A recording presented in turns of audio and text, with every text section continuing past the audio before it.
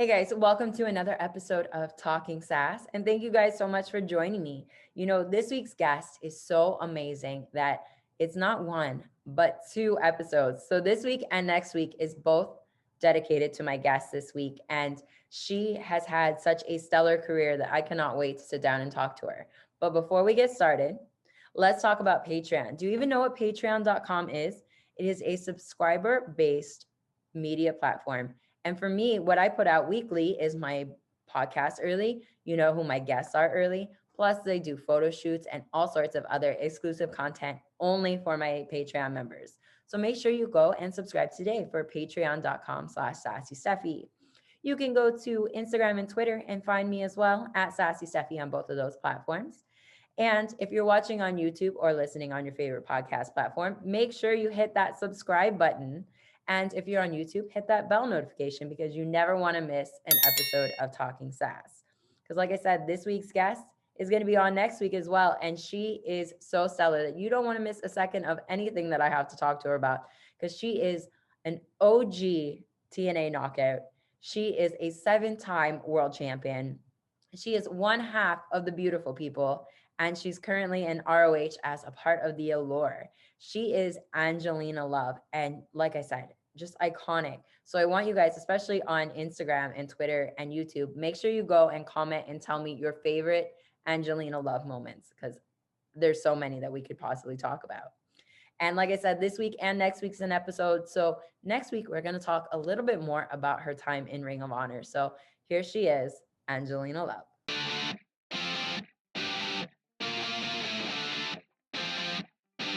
Hey guys, what's up? This is Talking Sass, and I am here with the one, the only Angelina Love. How are you doing? Wonderful. How are you?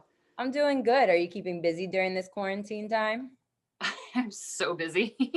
Like That's life didn't slow down at all because of like what's been going on. I Mhm. actually think it's almost been a little bit more hectic if that's possible.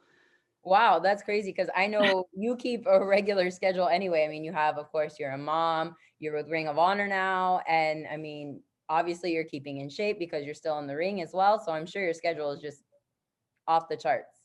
I mean, I'm trying to keep in shape. I actually have to go film. Like the last show we did was February 29th. So I actually haven't physically worked or Mhm. wrestled since February 29th. And the longest amount of time that I took off in my 20-year career was just when I was pregnant. So I was like, okay, so we got to go film like the first week of January. I probably need to start doing a little weight training just in the living room because like the gym here is not open, the gym across Yeah. the street's not open. I work at a spa at a gym and that's not open, and it's just like I just bought random things, a little stepper machine and like just weights to do in the living room because I'm like, that's pretty much all I have right now. Well, I mean, a lot of people have invested in these home gyms during this time because, I mean, I know here in Quebec where I am, which is funny because you were originally Canadian. And I remember one time when I saw you, you're like, wait, you're moving to Canada? Usually it's the opposite way around. Everybody's moving out of Canada going into the US. But here in Canada, the My gyms cat's have been butt is closed for probably months. Oh, no worries. We love right. Yeah, great friends. usually the Americans don't move to Canada. The Yeah. Canadians come down to America. Yeah. But, So you're not in Ontario, you're in Quebec. yeah, that's right. I'm right outside of Montreal. Oh, okay, cool. Yeah. How's your French? Very poor. I do Duolingo in hopes that it will get better, but it doesn't really help very much. At least not so So when you go to school in Canada, which you'll learn with your son, far. French is the second language. So you have like French class, whereas in the States it's like Spanish, I think. Yeah. But I mean, like I used to love French class. I was so good at French, and I took it up until I think grade 9, and then I kind of dropped it when I went into grade 10. And I mean, I forgot so much, like Yeah. so much. And I always say to myself, like, I'm gonna get a Rosetta Stone and like freshen up my French because I want to, and I just never do because I just Yeah. realized it was like $400, and to me that's crazy. But I do like I can say like words and I can understand some, basic things, but like yeah, I forgot so much of it, and it like kind of hurts a little. See, that's the same with me. I took advanced placement Spanish up until my senior year of high school. And I mean, now I'm like, I can say words and basic understanding, but the Spanish, Bit of a conversation. yeah, the Spanish and the French, like if you get talking too fast, I can't even focus in on a word. It's very hard. So Yeah. this is what it is. And speaking of Yep. high school, when you went, you were quite athletic. I mean, you were in volleyball, I believe in softball as well. I mean, you've always been athletic. It's just me and my sister and my mom and my dad and our immediate family. So, but my sister and I have always been in sports. Like I did like gym, we both did swimming. We both played softball for like over 10 years. We would always, my sister played soccer. I did track and field. And yeah, I played volleyball, grades 6, 7, and 8. But yeah, we've always been athletic and into sports. My dad would always play catch with us, play baseball with us, in the backyard or whenever we went on little family trips and stuff. So we grew up watching hockey with my dad, watching baseball with my, Blue Jays, Maple Leafs. So it's just been sports like our whole lives. So we've always loved it. So when did wrestling come into the picture for you? When you were in high school, were you interested in like the amateur style, or when you got out of high school, did you find like what was on TV and that was it? No, so the first time I ever watched wrestling, I was like 7 years old. And my parents, we had like one of those old school TVs where you got to go up and you got to Oh, turn the dial for the yeah. channel. And like I always used to get up earlier than everybody on Saturday mornings just so I could go in the kitchen and just sneak some sugar for breakfast, and then I would watch TV. So I came across it one morning, one time on a channel I flipped on when I was a kid, but I was like way too young to remember what channel it was on or what it was called or what day and time and all that. But I always liked it because, we were very athletic. So this is another thing. And I always wanted to be a show kid, which was just so weird because I was always kind of like introverted and extremely like scared of talking in front of people. Like when Totally I was opposite from now. yeah. But wrestling broke me out of it. Oh yeah. I could, like, if somebody was like, go wrestle 10 minutes or go talk in front of 10,000 people, I'd be like, where's the microphone? Let's do it, because it's so easy now. But like I used to be scared to death of like speech day, like you got to have the cue cards and you got to talk about something for 3 minutes in front of the class. Like I tried to be sick every year on that day. um but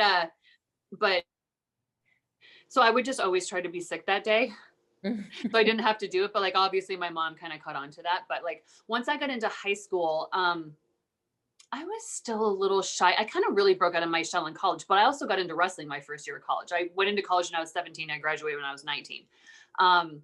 But when I was in high school was when it got like really hardcore because, I'd stay up a little bit later at night and like TSN in Canada was showing it at, like 9 o'clock, and then they'd replay it at like midnight or 1 a.m. So I learned how to like get VHS tapes and like preset the VCR to start recording, TSN from midnight to 1 a.m. when I was asleep. And then, I couldn't get home from school fast enough to like watch, the show after school the next day. And I just got like pretty hardcore. And so really like when I was about, I want to say 14, because I used to, my homeroom in grade 9 was math.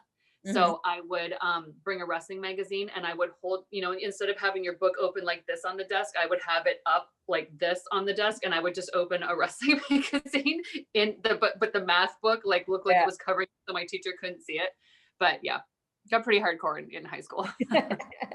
Now, when you started training in like, there was like basically one school in Toronto that just like basically turned out all of these amazing stars. So how was that for you going into there? So I actually didn't start there. Oh, really? So EY was my first boyfriend in the business ever. I was like 19. And he had a very small school in Cambridge. So I would go train there, but I really only trained there for like 3 weeks because it was like, I was killing myself because I had no muscle tone. I was just like scrawny. And I was always like, when I would take a bump, I'd land on my ass and hit my head, land on my ass and hit my head. So it was just like tailbone head. And and my elbows were black and just everything I wasn't supposed to hit, I was hitting. And like, I couldn't even like, when I would get home, walk up the 3 stairs to get from the garage into the house because I just couldn't even lift my legs because my tailbone was and I was like, you know what? I couldn't get arm drags. Like I couldn't get the bridge part, bridging for that. And I was like, you know what, man, I thought I was going to be a wrestler, but obviously this is just not meant for me. I'm a Virgo. I got to know how to do things right away. The learning process is like, I hate the learning process. So I just quit for like 6 months, but I was still doing indies and managing. And I was just like getting so bored with managing. I wanted to get involved more. And I was like, maybe I'll give it another try. And then, like my best guy friend in wrestling is Sin Bodie, Mhm. and his brother Steve and Rob Fuego. So they were still wrestling at the time. And then like Tracy Brooks and Gail, and then like Chris Chambers and Ash. I think Chris Chambers runs an indie in Ontario still, like the Toronto area. But like all these guys, we all kind of started this school, and it kind of moved from one place to another to another. But it was like such an awesome group of people because we would all go like hang out at Steve's apartment. Like Steve and Sin lived in the same building, but like Sin was on the third floor and Steve was on the ground floor. So we would always go up there and hang out, and everybody was, kind of in that area. I was like an hour away, but it was like a really tight knit group, and it kind of busted it. Like Ontario busted out a lot of people, like in my kind of time frame, like a Yeah. lot of people that are still actively in wrestling today. Yeah, 20 years later, which I mean, there's not a lot of like areas, like not necessary territories, because I mean, that's not like the thing then, but there's like certain areas that, have in different time periods in wrestling turn out a lot of great people. But I mean, they're usually around 5, 10 years. Okay. But I mean, you guys all together, like 20 plus years for some of you guys. I mean, you've been around Mm-hmm. for 20 years. I mean, it's Mm-hmm. amazing the kind of careers that you guys have had. Well, we all started so young too, so Mhm. we had time. And even though like most of us are all kind of coming up on our 40th birthdays, it's like none of us look like it, none of us feel like it. So, you know what I mean? Like that is just a number.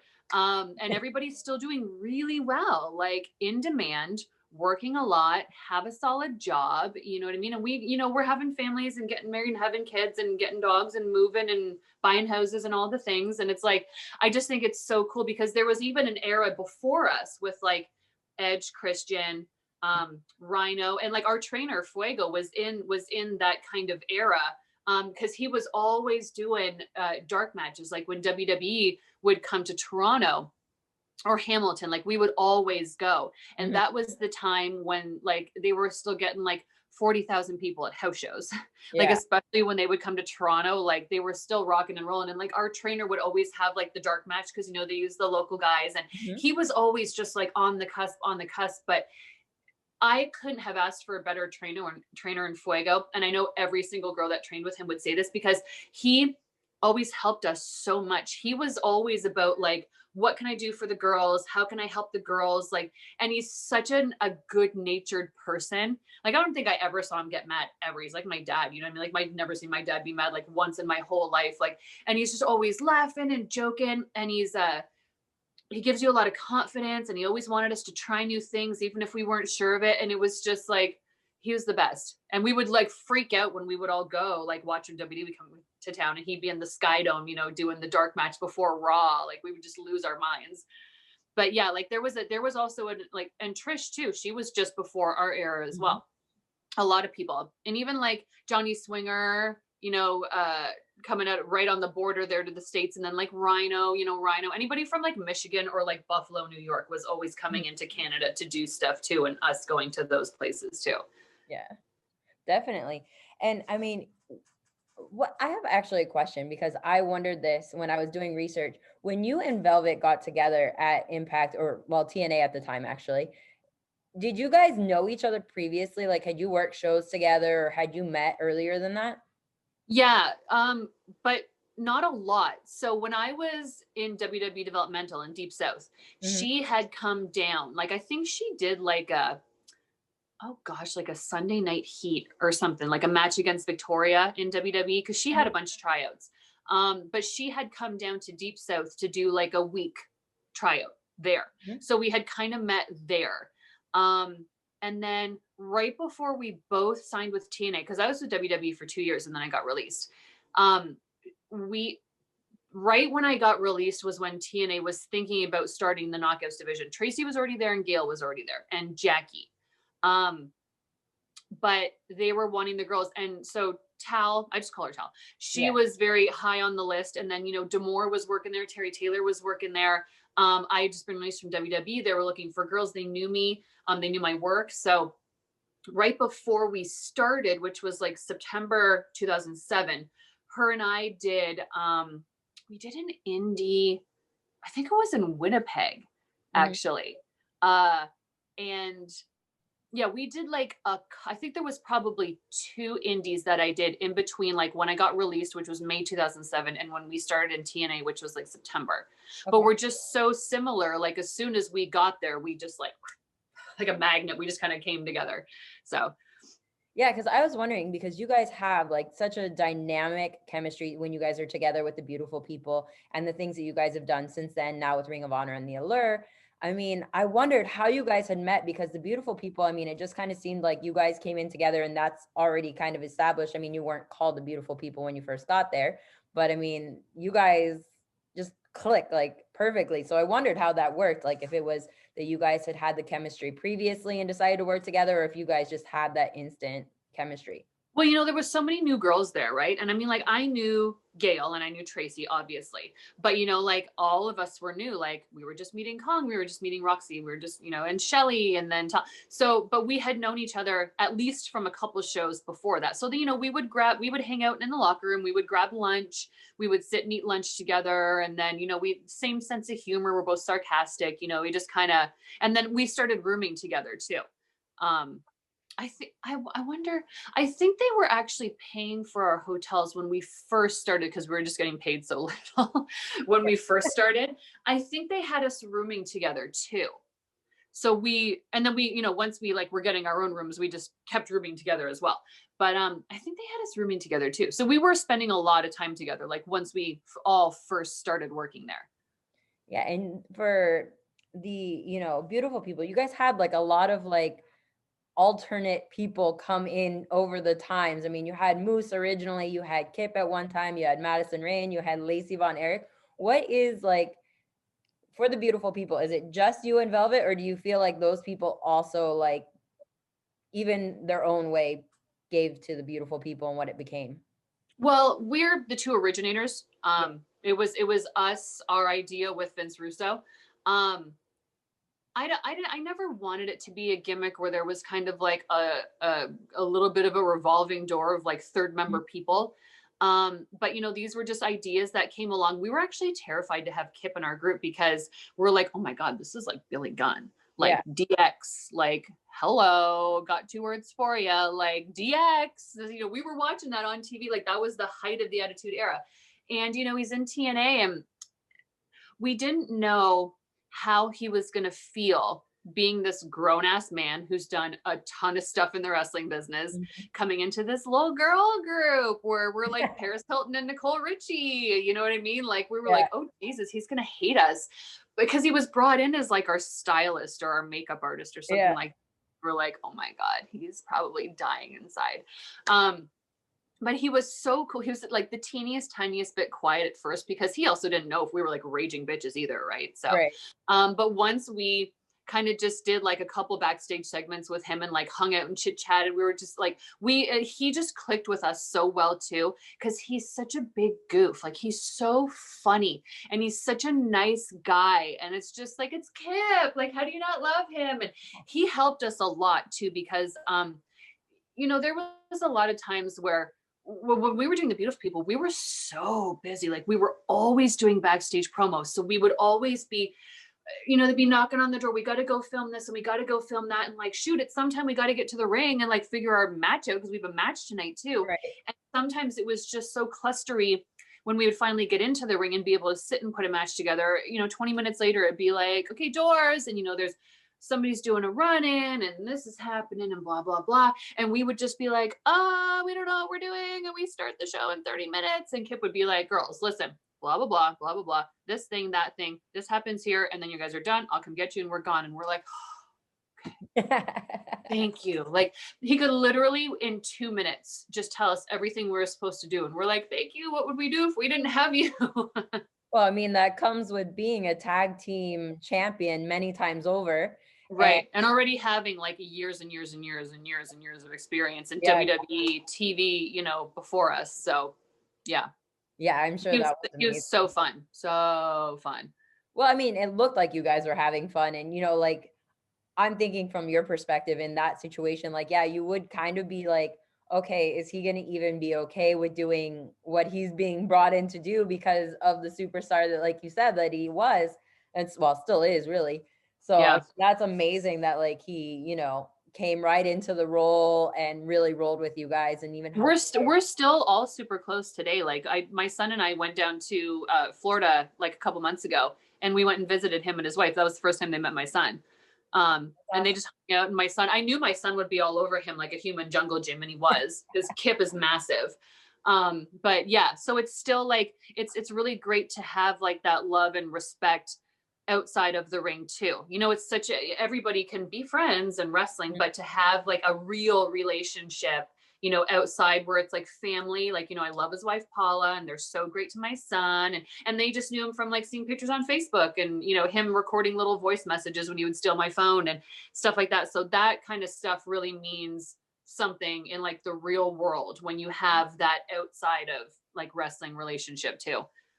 Oh, definitely. Because I mean, a lot of people will tell you, and especially if they get deep into the wrestling business, that usually you can count the true friends on one hand. And I mean, you've been in the business for 20 years. So to have these relationships with so many people that you continue to keep in contact with is just amazing. Oh, it's so great. Yeah. That's why I know this is a life thing. Even when I'm done physically performing, I've just been doing this so long. I've been doing it now for over half my life because I ain't 40 yet. Um, so I feel like I have so much more to give. Like when I'm done, and I'm not anywhere near like being done physically competing, I'll know. Like nobody can make you try to be done before you're done.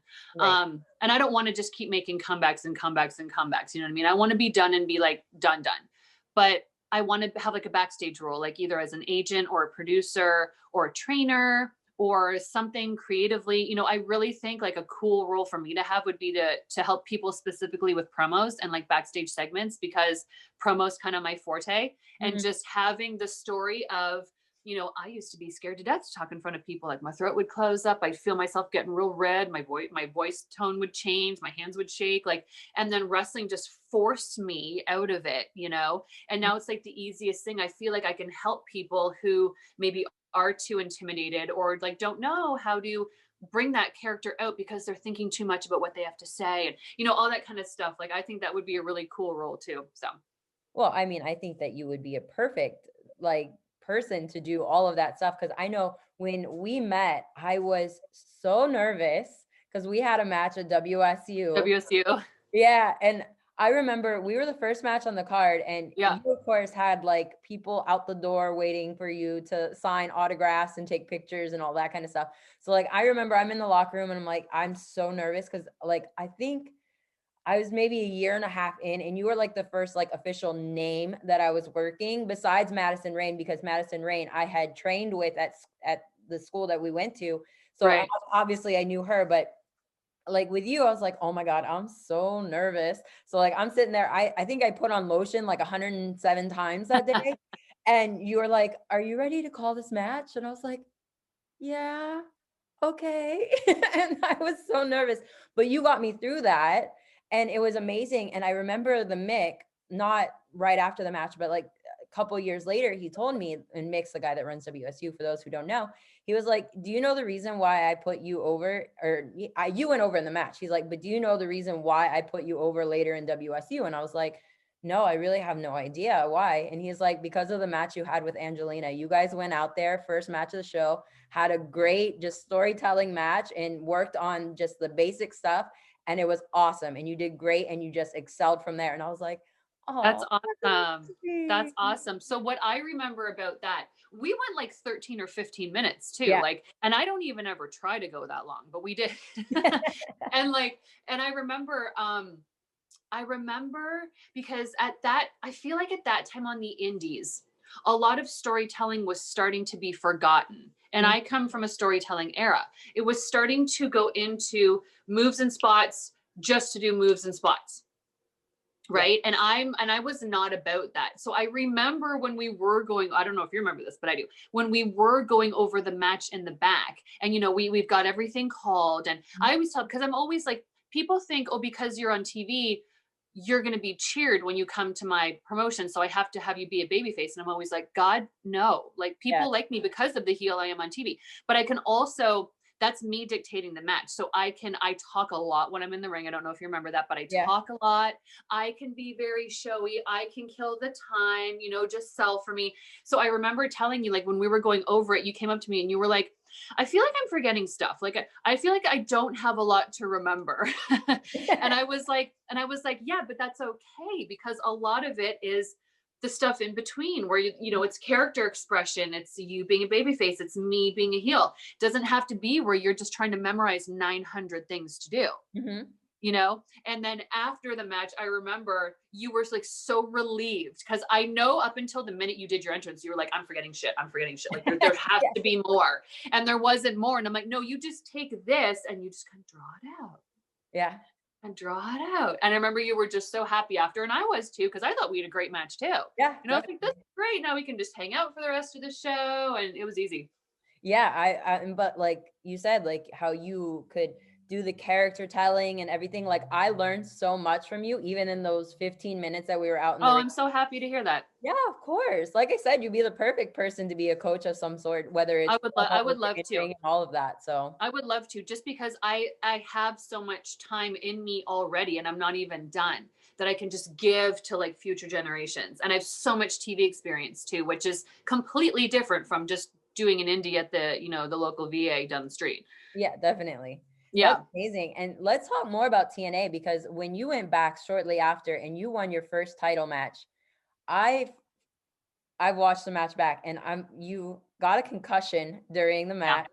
Yeah. And you, like, when I watched it the first time, I didn't know, but after I went back and heard you talk about, and you've mentioned it in other podcasts about having this concussion, you can notice like you don't know what's going on at all. So the match setup was the triple threat match in the cage. Kong, at this point, Velvet had pulled her by the hair through the cage. We were tying her. Taylor was down, and we were so it was lockdown April 2009. Mm-hmm. All the matches were in cage. And we had the 6-sided ring at the time too. And so we had Taylor. So the finish was going to come in, because they didn't want Kong to get pinned, because she had to be kept strong, right? So It was going to come down to me and Taylor, but anybody who pinned anybody would win. So we were Taylor was down, and we started tying Kong's braids to the cage. Mm-hmm. And we really did, because if you see at the end of the match, like she is really trying to pull and like she is stuck on there. But what happened was like we had, and all of us have just wrestled each other like so much too. So we had like the best match planned, and my parents were there. So like Philly's only 8 hours from Toronto, and like we knew I was going to win that night. So like my parents, had to be there for my first major championship win. So they drove 8 hours from Toronto. I put them up in a hotel and, got them seats at the show and everything. They didn't know. I think a lot of people didn't know, but if you watch the finish of the match and how this, like the 1, 2, 3, a lot of people like stand up because you just do when the bell rings. But then some people were like, huh? Like that. Like, I think they all expected more, because it was a very flat finish, but that's because I was like on Pluto. Yeah. Like I was not there. So that was not the way the match was supposed to go. Taylor and I had this awesome finishing sequence all figured out. And that just came to like, so what happened was, if anybody wants to go back and watch it, you will see it once when we tied Kong's hair to the cage. I was like, heel, to turn into Taylor doing a crossbody off the top. But I would take them like Billy Gunn did too, because I was just such a mark for him too, right? So I would kick my feet up to take that bump, because either way with a crossbody, I hit my head. I realized that if I keep my feet planted and catch you and try to roll with it, hit my head, or if I kick my feet up just to catch you and try to take a straight back bump, I hit my head. So it's just like, I just hit my head. Yeah. So, but I fed in close and she jumped real high and far. So it was like, I was already trying to catch her almost past my head anyway. And then I just kicked my feet up, and all you see is just her whole body just come like splat right on my head. And as soon as that happens, I just go, like, I'm just like, and she goes to pin me, and I don't even kick out. God love her. She kicked out for me. And then I just kind of went just like down and out. And we're live on pay-per-view. And this is another thing about being a professional. Like, you have got to know how to ad lib live on pay-per-view when you got one person tied to a cage and one person unconscious, and you're the third person. Like, you have to know what to do from there. So she just did what everybody thinks to do. She just grabbed a hold. And I'm the only one she could really grab a hold with. And, you know, she wasn't killing me. But it's crazy because when we watched it back the next day, I remember Bobby Roode was sitting on the end of the ring, and we would always watch it on the big, you know, entrance video Tron at the studios. And I remember I'm watching myself. I got my eyes open and I'm like talking to Rudy, who was our ref, but like I have no recollection of that whatsoever. So to see yourself eyes open, talking and like kind of doing some things, but you don't remember it, it's like it's like an alternate world. Like it's so weird to see yourself eyes open and functioning, but you know you were out, just like out. Like the human body is incredible. And so I guess what happened was Russo was in Gorilla and he was telling Rudy, like, just have Taylor Wilde pin her. We'll put the belt on her at TV. Like, just end the match. She's out. Like, end the match. But what had happened was, I think Taylor was trying to figure out what to do on her own. So she just went over to Kong and she went, kick me. And then Kong just went, bah! And like double boot stomped her. And then that's when I heard Rudy. So I came in and out. Once I was out, I came to at some point, and I remember like looking out into the crowd, and it's already got the cage and then the ring rope. So everybody's already kind of a little bit distorted, but I remember just like kind of opening my eyes and looking up at people, and everybody was vibrating. Everybody looked like they were foggy and everybody was vibrating. And then I just blacked out again. Wow. And then the next time I came to was when Kong kicked Taylor, Chantel, whatever. And then Rudy, like he, if you see, he kind of nudges me too. And all I heard was Peter. And I was like, huh? And then I just saw her laying there and I was like, okay. And I just went over and, you know, 1, 2, 3. And if you see me when I win, I'm just like, ha, ha, ha, ha. Like I have no idea what just happened. I didn't know I won. I didn't know what was going on. And I couldn't stand either. Like if you watch, knowing this now, like Rudy grabs the belt and he hands it to me and I'm holding it and I'm like, like, what's this? You know, like I don't even, and I couldn't stand. So like, he had to pull me up and I'm leaning against him and he's got my arm raised and I'm like this. And then I think they kind of cut pretty quick because they knew. Yeah. And because I remember they, you know, they dim the lights in the arena and then they kind of show like the video leading up to like the next match, right? And Velvet had no idea. She was there ringside. You can't get closer than where Velvet was unless you were in the ring. And she had no idea that I was out. But Rudy was telling her because I couldn't like step down in between the middle and bottom rope. Like I couldn't figure legs through, get down. So Rudy told her, he's like, she is out. And she was like, oh no. So like she kind of helped. They were both kind of helping push me out. And then, you know, there's the stairs because there's the cage door you got to go out of. Oh yeah. So they both walked me up the ramp and into the back when the arena was dark. And then I pretty much just got like thrown into the arms of like 4 security guards. And then I had to be brought past everybody because Gorilla was right there. So everybody's sitting there watching and I'm just like, hey. And then I go back to the trainer and he just had set up one chair. All I want to do is lay down. I just want to lay down.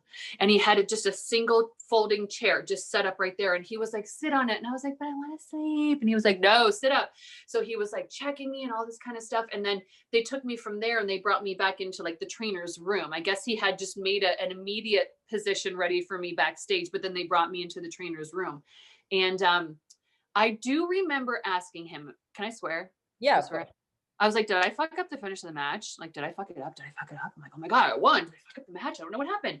And I remember, and he answered me, but it kind of ties to something later. And I remember like I had a flip phone at the time because it was like only 2009. So, you know, you got to press like 1 3 times if you want to get the C, or you got to press like 2 or 3 times if you want to get that. So I was trying to text my parents to let them know I got hurt, but like brain to thumbs, I couldn't like spell. I didn't know how to hit. So I just gave my phone to Velvet. And I said, can you please text my mom? Like, here's her number. Can you please text her and tell her what happened?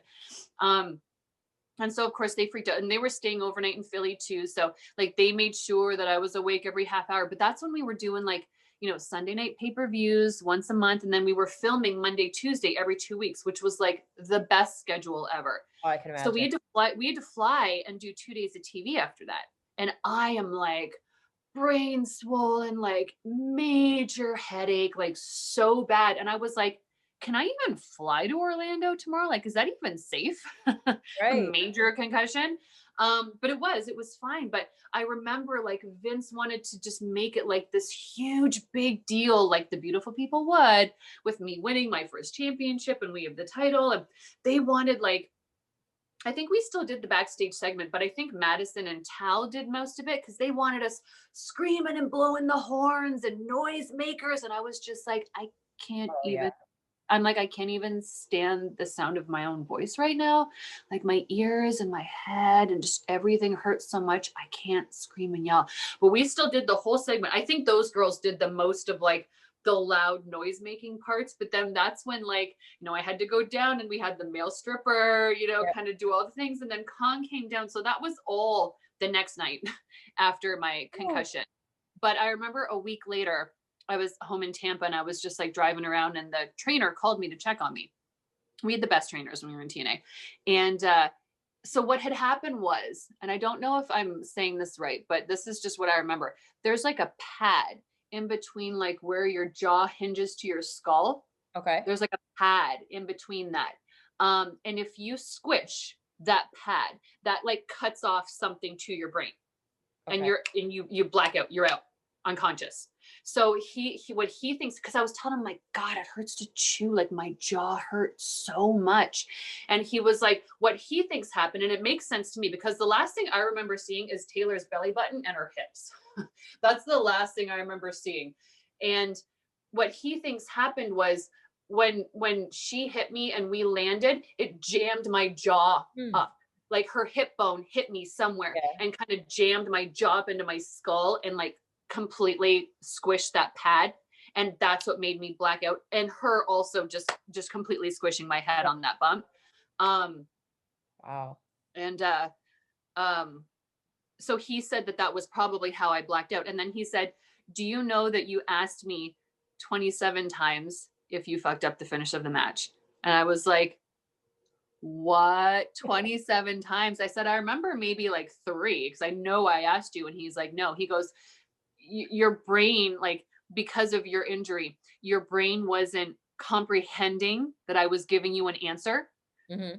So you just kept asking and asking and asking. He's like, I answered you, but your like brain wasn't computing answer. Wow.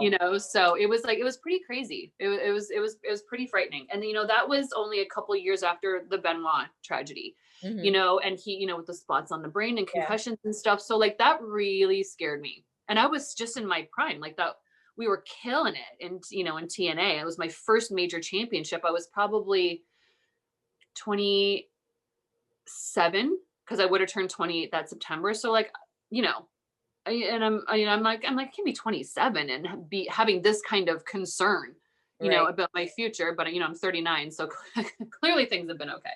But at the time, I was very concerned. Have you had another concussion since then? No, I mean, I've bonked my head, but I feel like that happens a lot. Like you just hit too hard or, something, you're just out in your back for a sec. So no, that was like the only one.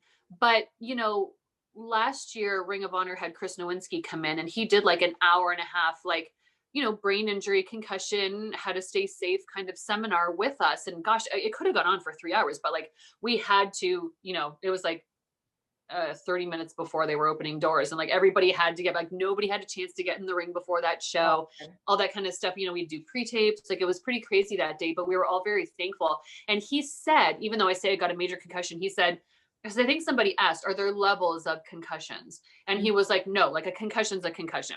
You black out, that's brain injury. It doesn't matter how long you're blacked out for or whatever. There's no like minor concussion and major concussion. It's a concussion.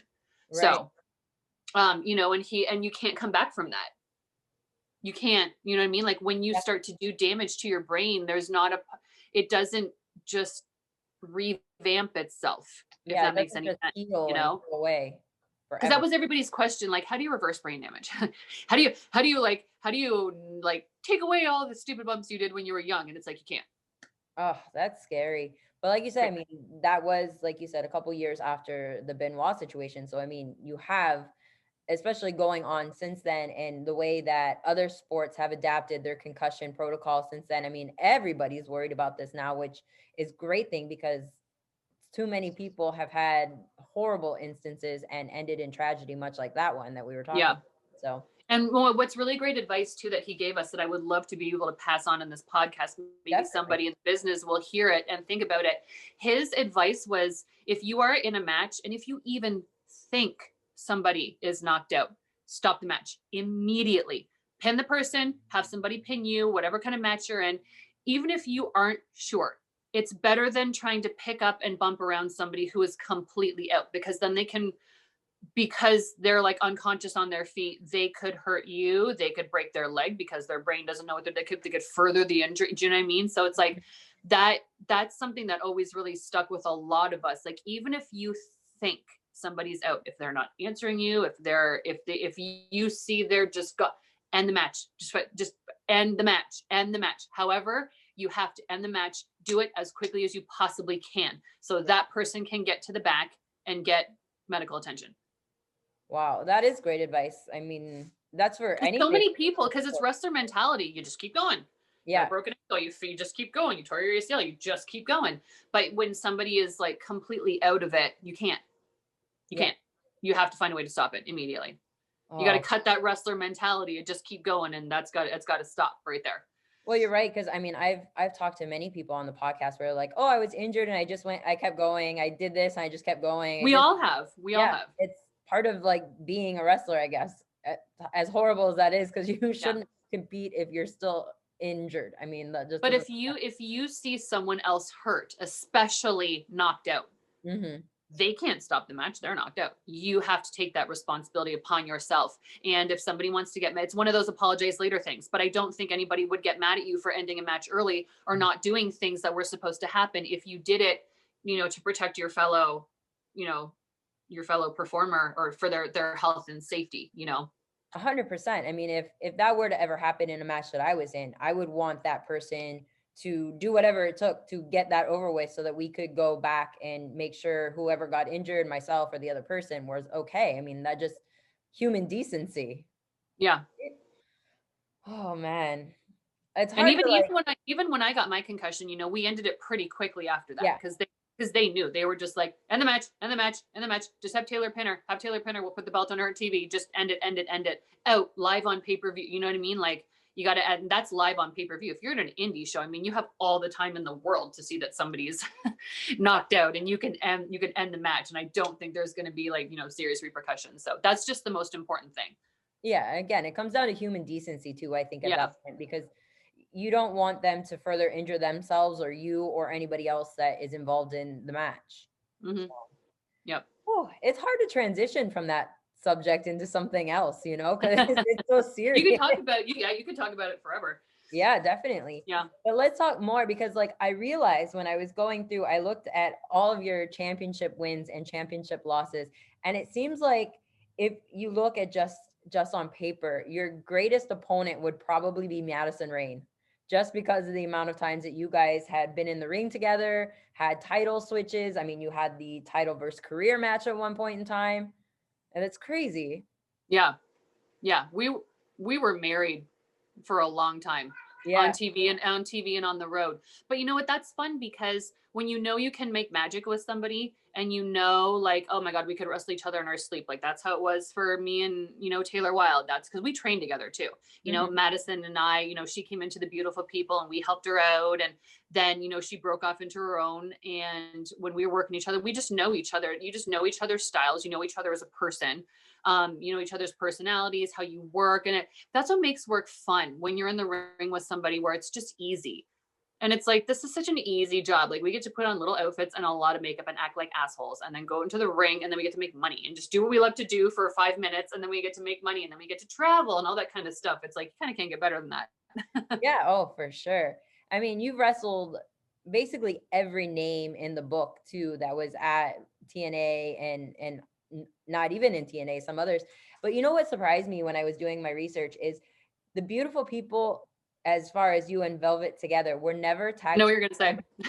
Yeah. Like, how does that happen? Like, when I think knockout tag teams, I think of Velvet Sky and I think of Angelina Love, and you guys were never the tag team champions.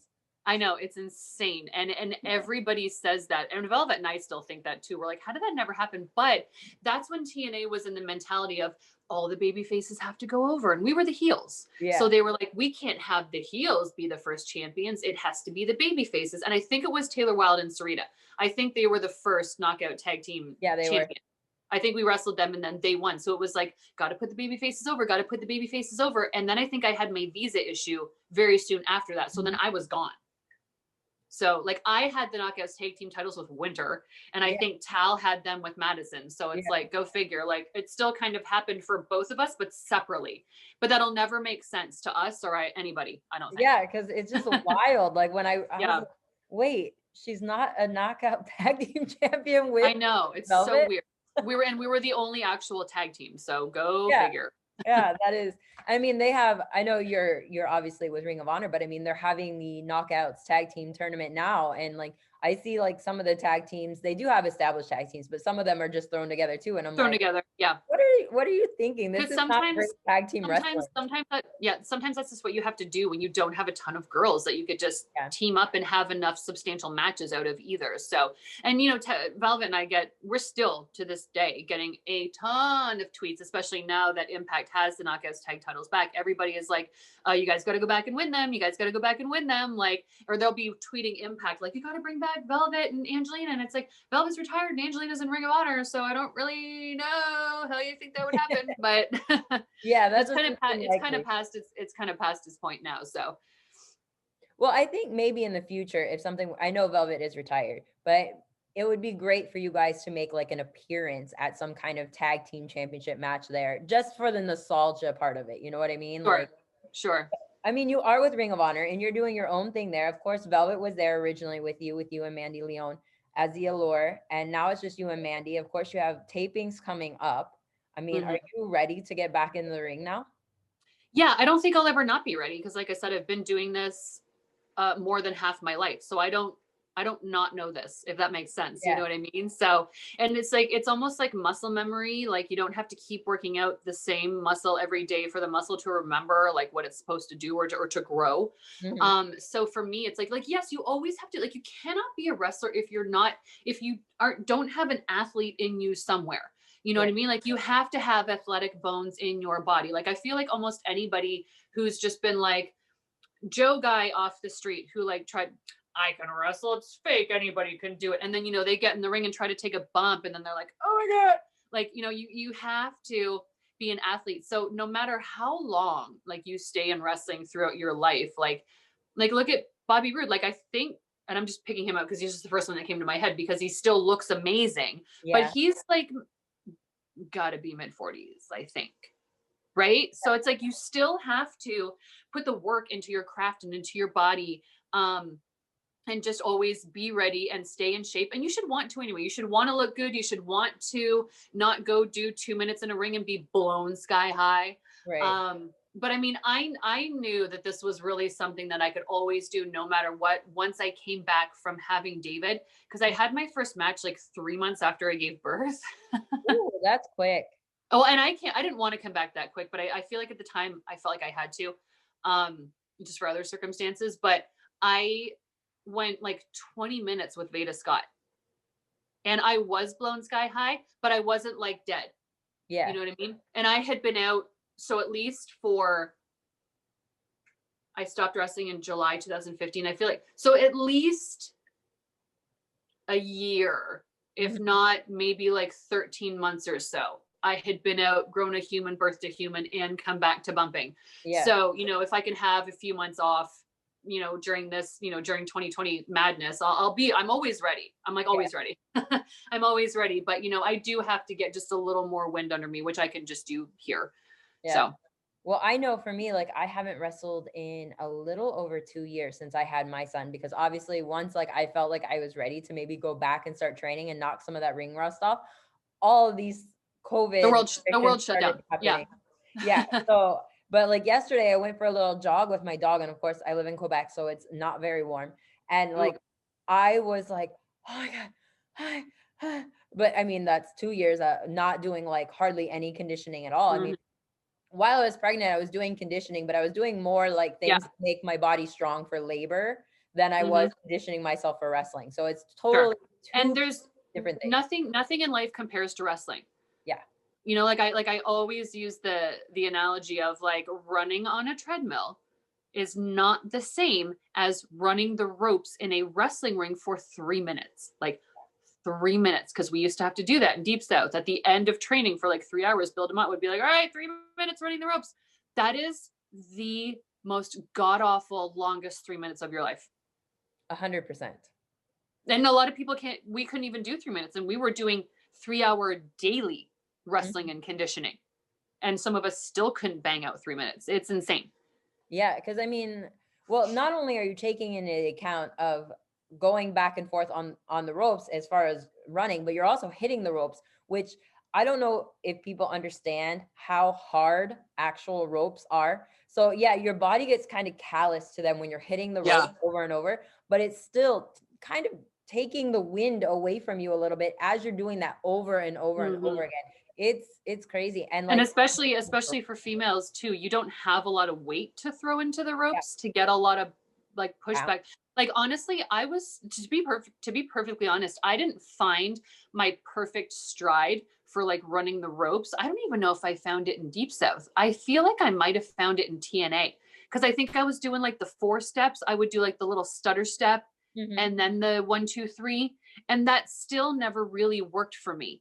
But I actually kind of took a little page off of how Mickey hit the ropes, because for me, because I just don't have a lot of weight on me to throw into them. Plus the TNA ropes, we had 6 sides. So the ropes were shorter. So there wasn't as much give on those ropes as there would be on a ring where there's 4-sided because they're longer, right? So you have a little more give in the middle, but ours were also, so not only were they short in a 6-sided ring, they were also pulled tight because everybody and their dog was springboarding. Right. So AJ Styles and Amazing Red and Loki and Christopher Daniels and everybody is like springboard, plancha, you know, all the things. So we're hitting them and we're just like, oh, like, I don't know if you ever noticed, if you go back and watch our entrance and just don't look at our asses, when Velvet would sit on the rope to open it for me, we don't actually move the ropes. Like we couldn't, there was no, but because they're just pulled so tight, we would sit on it and like our butt would literally just kind of hang over the top of it, because even our weight, you know, 120 pounds pushing it doesn't move it. And then we would be like, hey, and I kind of would always just kind of get my shoulder under it a little bit just to do something, but we never actually even like moved the ropes open for each other because we couldn't. Oh, I'm definitely gonna have to go back and watch that, because like I've done, we might move it this much on both sides, maybe this much, like because I remember I used to like, I didn't do it often, but I would sit on the middle rope and kind of like push the top rope open, especially if I was managing somebody. I would do that for them so that they could get through. And I remember like, even that's like not the easiest task, but you can do it. But now that you say that, I'm like, man, I bet that is true. I'm gonna have to go back and check that out for sure. Because it's like it was a 2-part banger. It's like not only were the ropes shorter because we had 2 more sides to the ring, but they were pulled tight for, you know, 220-pound men to be, you know, springboarding off of all over the place. So really for us being 100 pounds lighter, it was like, oh, I can't wait to run and hit this brick wall. Oh, I get to run across and hit this brick wall. But I feel like and just being in a 6-sided ring from being used to being in a 4-sided ring, it is like a whole nother world. Like you have to adapt, but we all did get used to it. But I think because I could never just run to the ropes and kind of just lean into them and get anything off of it, what I would do, and this is actually when, like a couple years ago, it's probably 5 years ago, when Jay Lethal was first starting his training school. I remember he like hit me up because he had a couple girls in his class, and we take some bumps and do some things differently in the ring than guys do, because we have to protect here, whereas guys have to protect here. When they take certain bumps, you know, the guys have to kind of triangle their leg to make the pocket so things don't get hit. Just like us, we have to protect certain ways.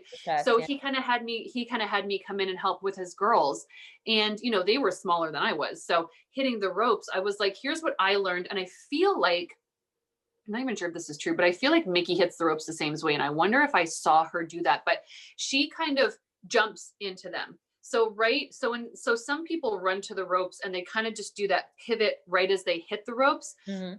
I kind of once I would start to do my pivot, I would jump and I would kind of throw my weight into the ropes. And then I would get like a major push off from that, where I didn't need that first little stutter step because I could bounce by jumping and throwing my weight into the ropes. I could bounce so much further off. My first step was at least a third way across the ring. Wow. So then it was, so it was just like, come off the ropes to the first step, 2, 3, hit the ropes, first step, 2, 3, hit the ropes. My son's coming. Oh. Hi, sweetheart. Do you want to come say hi? He's like, he's the best. He's the best just woken up kid. Hi. Hey. Does someone come say hi? Hi there. Hi. He's like me. He needs like 10 minutes to wake up. You want to take Yeah. this one? Yeah. Take a bye. Did you sleep good? Yeah. Good.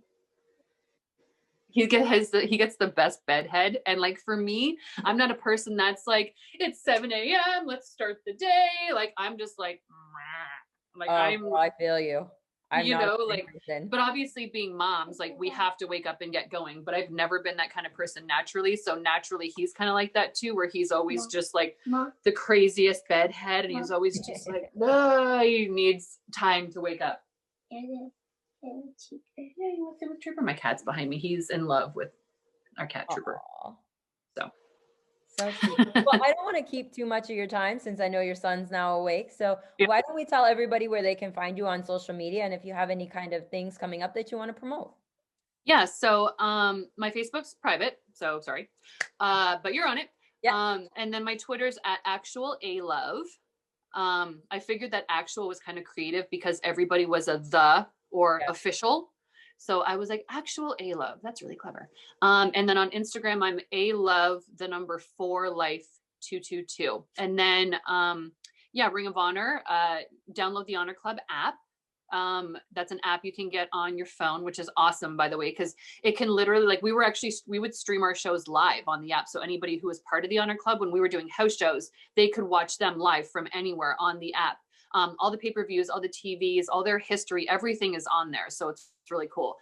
We are filming coming up in January, but we can't really say online when things will air until they air. Cause we just with how everything is right now, we just got to film a bunch of stuff, just like everybody, film a bunch of stuff at one time. And then as they kind of program them into how the shows are going to go, then we advertise those. So I would say, ROHwrestling.com and then check out the Honor Club app too.